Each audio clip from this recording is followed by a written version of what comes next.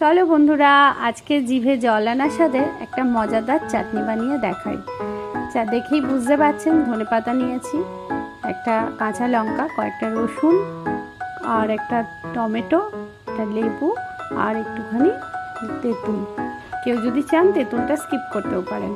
যাই হোক, আমি এগুলো সব আগে কুচিয়ে ভালো করে ধুয়ে অবশ্যই কাটতে হবে। সব কুচিয়ে নিয়েছি।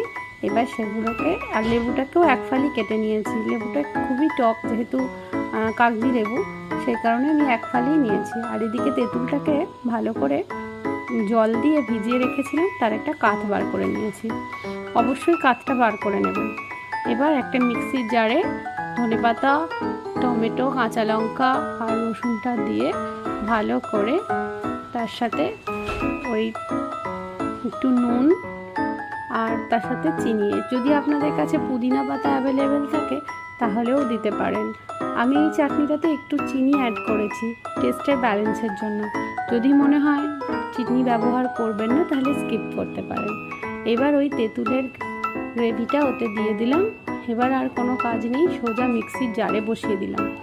এবার মিক্সির নিজের মতো ঘুরুক, দেখা যাক চাটনি কেমন তৈরি হয়। তেঁতুল দিলে একটু কালারটা কালচে হয়, কিন্তু যদি তেঁতুল ছাড়া করেন তাহলে কালারটা একদম গ্রিনই থাকে। যাই হোক, আমার প্রায় রেডি হয়ে গেছে। এবার নামানোর আগে তাতে আমি একটু লেবু দিয়ে দিলাম, দিয়ে ভালো করে মিক্সড করে বাটিতে ঢেলে ফেললাম। আপনারা এটাকে স্টোর করে রাখতে পারেন এক সপ্তাহের মতো। রুটি, লুচি, পরোটা ও ভাতের সাথে খুব সুন্দর লাগবে। একবার বানিয়েই দেখো, কেমন লাগলো অবশ্যই।